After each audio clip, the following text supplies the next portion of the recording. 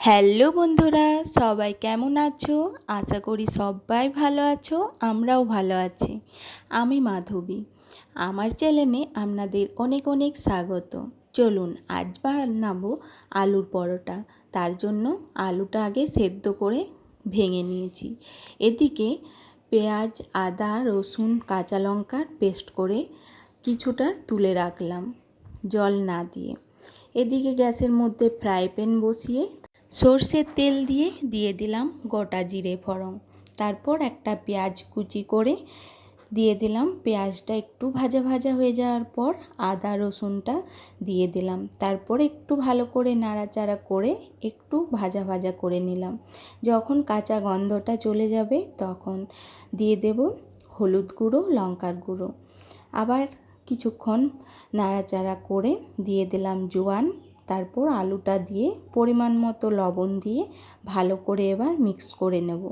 পুর ভরার জন্য আলুটা এদিকে রেডি হয়ে গেছে।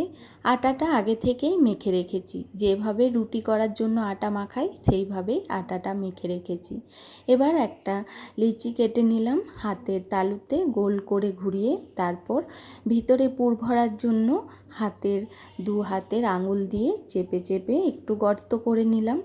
এরপর আলুটা নিয়ে হাতের সাহায্যে গোল করে এবার আটাটার মধ্যে ভরে নেব।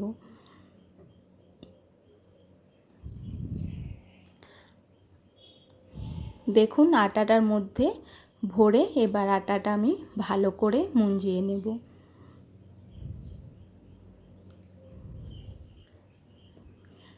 আলুটা যাতে না বেরোয়। আবার দু হাতের তালুতে আবার গোল করে নেব। এবার উপর থেকে ময়দা ছড়িয়ে আমি আটাটা বেলে নেব। এদিকে গ্যাসের মধ্যে ফ্রাই প্যান বসিয়ে দিয়ে দিলাম। যেভাবে রুটি করা হয় সেইভাবেই দু পিঠ আগে সেঁকে নেব। তারপর উপর থেকে তেল দিয়ে আবার এদিক ওদিক উল্টে পাল্টে ভালো করে সেঁকে নেব। এইভাবেই একটা একটা করে সব পরোটাগুলো ভেজে নেব। আলুর পরোটার সাথে কি করব ভেবে পাচ্ছিলাম না, তাই কটা আলু সেদ্ধই ছিল সেই আলু সেদ্ধগুলোই তরকারি করে নিয়েছি। তার সাথে কাঁচা পেঁয়াজ আর কাঁচা লঙ্কা দিয়ে খেতে কিন্তু দারুণ লেগেছে।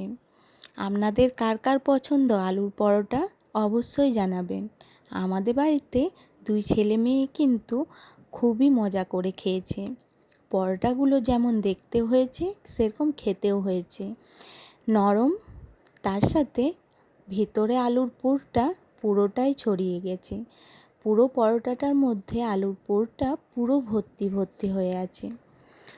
আপনাদের ভিডিওটি কেমন লাগলো অবশ্যই জানাবেন। ভালো লাগলে একটা লাইক করে দেবেন। টাটা বন্ধুরা, থ্যাংক ইউ।